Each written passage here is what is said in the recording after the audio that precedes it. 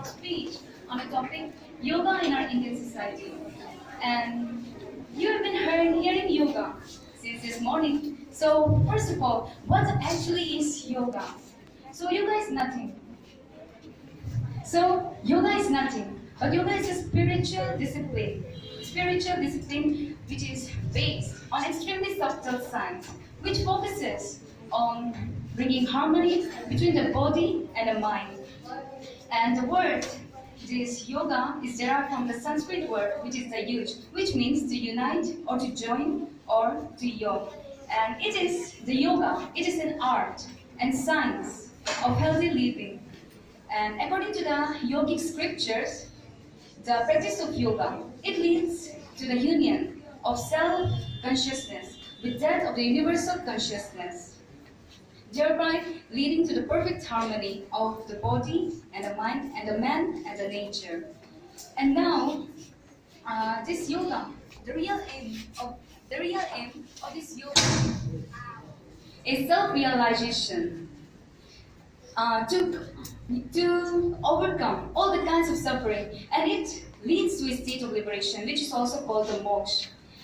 Living freedom in all ways of life, health, and harmony is the main objectives of yoga. So now, we should be very proud of ourselves as being Indians, because this wonderful gift which is given to the world is given by none other than our country, that is India. India is the place where this yoga originated. So now the history and development of yoga in Indian society is divided into 5 time periods, although it is believed that it was originated more than 5,000 years ago. But there is no concrete evidence to prove this statement. So excluding that, we have 5 time periods that yoga is divided into. So the first being the Vedic period, the second pre-classical period, the third classical period, the fourth post-classical period, and the fifth one, that is the modern period. So now, starting with the Vedic period, as for the Vedas, it is believed that yoga originated in India in the Vedic period. The oldest known yogic scriptures are also called the Vedic yoga or the archaic yoga, and the yoga during this period, it was considered to be a way to connect oneself to the invisible world, and it revolved around a sacrifice of the self. So this yoga, Vedic yoga, is considered the root of the yoga. Now moving on to the second, we have the pre-classical yoga. This pre-classical yoga is marked with the creation of the Upanishads, and approximately around 2,000 years is covered in this period, and it lasted till the 2nd century AD.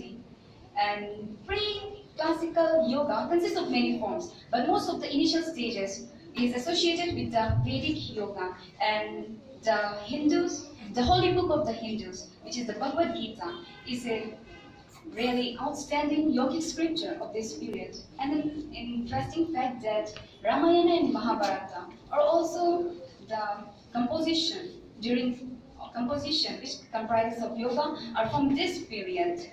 And now, during this period, the yoga, in the pre-classical yoga, there were techniques which were used.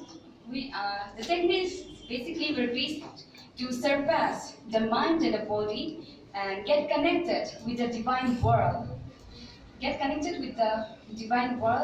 And to discover one's true self. Now moving on to the main and the third one, that is the classical period.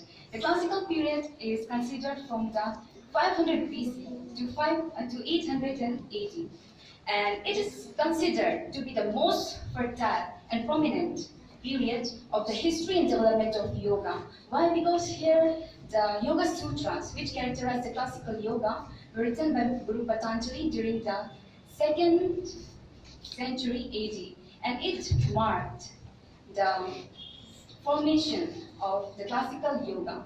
And in this period, he believed that each and every individual is made up of 2 things. Number 1, that is the matter or the prakriti, and number 2, the spirit or the purusha. And he believed that through yoga, we can, these two could be separated from each other, and the spirit can be restored in its purest form. Now, moving on to the fourth one, that is the post-classical yoga. So the post-classical yoga, it is said to be from 880 to 1780. And yoga took an interesting turn in this period, because what happened before, yoga was mostly associated with the aspects of mind. But in this period, that is the pre-classical period, the hidden potential of the body was brought and discovered. And so it led to the system, it led to the creation of a system of practices which would rejuvenate the body. That is, it led to the creation of Hatha Yoga, which is the amateur version of the current version of yoga that we are doing right now. And now, lastly but not least, that is the modern yoga. The modern yoga is said to be started from a parliament of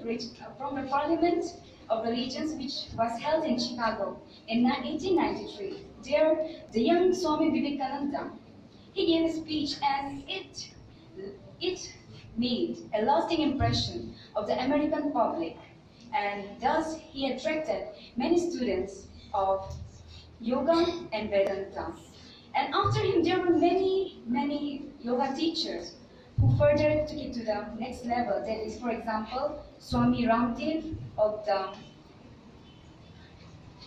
Patanjali Yoga Trust managed to further spread the yoga in each and every house of India, and also to it abroad. And there are contributions of many different personalities who further spread it into the world. Now, the yoga, it is unquestionably become an integral part of the Indian culture. It has helped shape, it has played a vital role in shaping the Indian culture and the heritage that we have today. For example, today in many of the schools of India, the schools have formally accepted and even implemented yoga in their school as a form of meditation. And different culture and social customs and rituals in India, that is the land of yoga, reflect a love for ecological balance, a tolerance towards the other thoughts, and a compassionate outlook for all creatures. So, at last I want to conclude my speech by saying that the yoga has grown immensely in these past periods and is flourishing worldwide. And now, in this period, now millions and millions of people are accepting and doing the yoga. And they are not only Indians, but people all across the world have been benefited by this yoga, which have been preserved by the great eminent yoga masters from the ancient period to this time. So, and this yoga has been a part of the Indian culture and is a vital and integral part of the Indian culture. So, thank you, and once again, a happy International Yoga Day. Let's all be healthy, signing out.